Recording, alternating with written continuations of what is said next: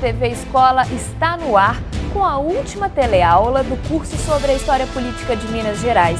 E hoje vamos refletir sobre nossa história mais recente. Você vai ver como algumas ações ainda estão presentes e nos desafiam, como a subserviência ao executivo, o corporativismo parlamentar e o clientelismo. Uma história que, com sua participação, pode ou não mudar.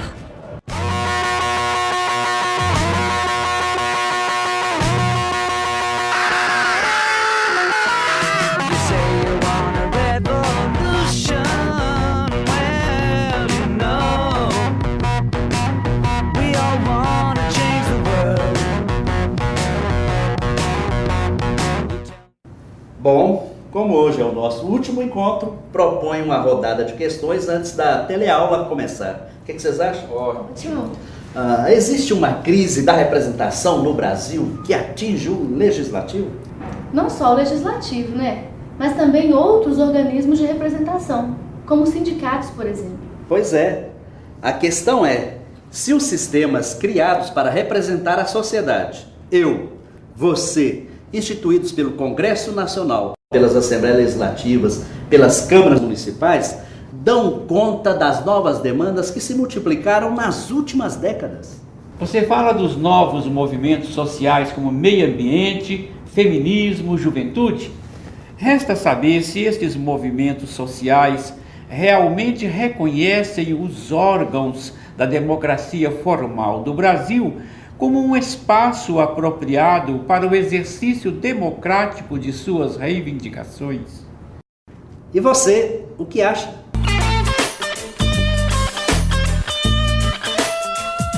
O brasileiro, nos movimentos sociais, ele ainda é muito desorganizado. Ele não conhece, ele não acompanha o dia a dia do deputado, ele não sabe o que está acontecendo numa comissão, ele não sabe que projeto está aprovando, ele não sabe o que está acontecendo. Então ele utiliza desses movimentos no momento da reivindicação e acaba se tornando desorganizado, vazio. Poderia se perguntar se os representantes do povo estão de fato representando os interesses de toda a população. Se a população alguns setores da população não se sentem representados, eles têm o direito de mostrar de alguma outra maneira as suas reivindicações. Este é um debate amplo que também propomos a você no ambiente virtual deste curso, no site da Escola do Legislativo. Mas para isso é preciso rever alguns pontos importantes. Por exemplo, em relação à subserviência ao executivo. A subserviência ao executivo vem de longa data, como já vimos nas teleaulas anteriores. Mas a partir do golpe militar de 64 e com os consequentes atos institucionais decretados, o Poder Legislativo Estadual vive uma situação incomum, que marcará profundamente seu comportamento futuro. Ao contrário do ocorrido na ditadura do Estado Novo, a Casa Parlamentar permaneceu aberta, sendo-lhe retiradas, no entanto, todas as prerrogativas que pudessem entrar em choque com os interesses do Estado ou que afrontassem a Lei de Segurança Nacional. Assim, não há por que desconhecer que o relacionamento entre alguns deputados e os governantes permaneça pautado por uma permuta inadequada para a nossa época. E que não há muita novidade no relacionamento instituído no passado entre os parlamentares e os eleitores. As chamadas bases eleitorais parecem exigir que o comportamento político do representante ainda seja o das moedas de troca. E aqui, os nós do emperramento democrático se complicam. A maioria dos eleitos aprendeu a participar do jogo parlamentar nas câmaras municipais, o que os estimulou a eternizar suas atitudes no exercício do mandato estadual.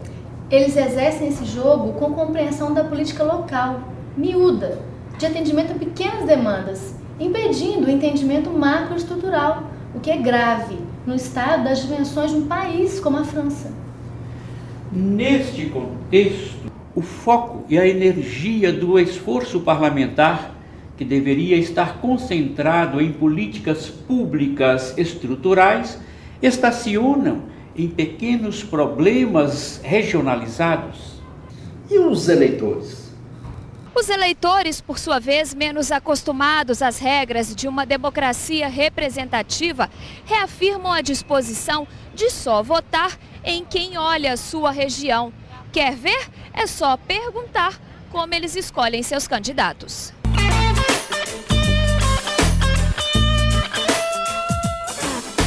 Eu votaria naquele que age na minha região. Ficaria mais fácil de acompanhar e controlar o trabalho dele na região. Na região, porque na região você conhece a pessoa. Você vê de perto o que ele está fazendo para a sua região. Isso seria ideal no Brasil. Isso que a reforma política propõe, mas eles não aprovam no Congresso. Essas deficiências de nosso federalismo e a excessiva centralização dos recursos em mãos da União ou dos estados transformam o deputado num autêntico despachante de luxo. Aqui, mais uma vez, o executivo, poder que de fato deve cuidar da execução de obras e gerenciá-las, encontra terreno fértil para largar seu cacife na hora da troca de apoio. O terror que assola todo político de não se reeleger cria um círculo vicioso, em que a regra da vitória eleitoral já foi dada pela história pregressa. Acrescentem-se ao quadro os esforços familiares para preservar seus monopólios eleitorais, ancorados em tradições de nome, os quais, mesmo no século XXI, ainda podem dar bons resultados. A cada eleição sempre se supõe que haverá uma grande renovação de nomes no quadro parlamentar, mas isso não significa uma mudança de qualidade no comportamento dos novos eleitos. Os que saíram ou não teriam correspondido às expectativas dos que os elegeram, ou seriam vítimas da indignação do eleitor com os abusos que a imprensa exaustivamente imputou aos parlamentares. Ou, enfim, não seria nada disso. Apenas a desmemória geral da população em relação aos seus representantes? Um consenso no conjunto das hipóteses, entretanto, se apresenta. Existe uma erva daninha no parlamento chamada corporativismo. Se cada vez mais a sociedade civil vem percebendo os emperramentos que o corporativismo traz aos vários setores do Estado ou da iniciativa privada, como nas universidades, secretaria, órgãos de economia mista, etc., não seria diferente com relação aos eleitos. O corporativismo parlamentar tem faces diversas. Em primeiro lugar, a segurança financeira. Todos passam automaticamente a fazer parte de um grupo seleto no qual subsídios confortáveis no presente e aposentadorias generosas no futuro os igualam a uma casta privilegiada, distante de uma sociedade cada vez mais empobrecida. Reforçam a distância cada vez maior no Brasil entre os que possuem capital e os despossuídos. Os novos eleitos, tendo como experiência parlamentar apenas sua passagem pelas câmaras municipais, recebem dos veteranos parte do aprendizado. E por mais que haja diferenças políticas significativas, é de se esperar uma cordialidade entre pares, o que, no fundo, possibilita o funcionamento da máquina legislativa.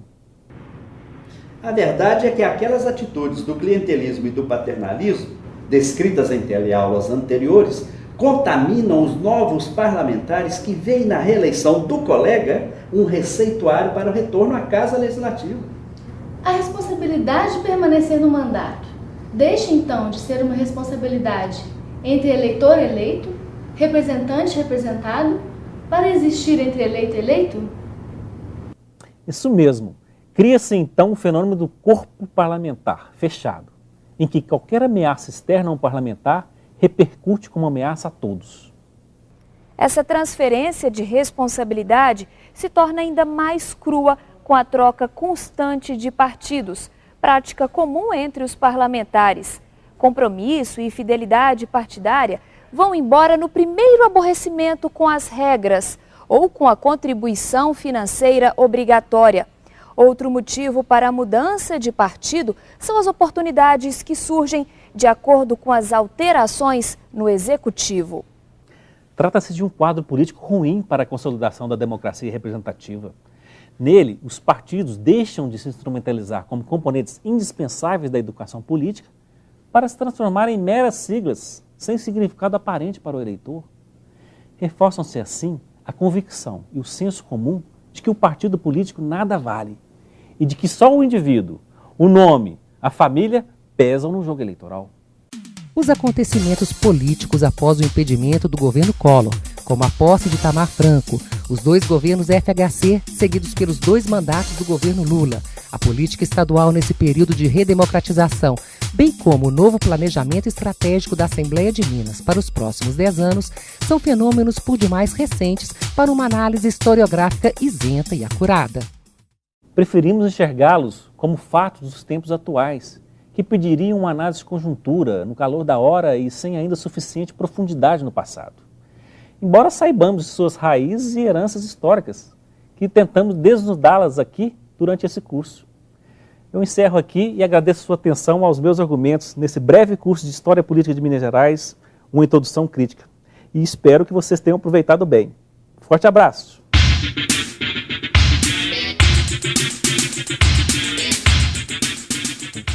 Na nossa última teleaula deste curso, você concluiu como as heranças de diferentes momentos históricos constituem referências importantes para uma análise crítica do contexto atual em que vivemos.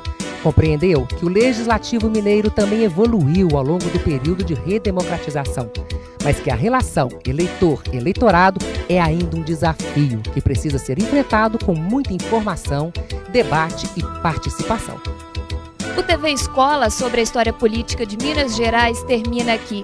Este foi o primeiro curso de educação à distância produzido pela TV Assembleia em parceria com a Escola do Legislativo.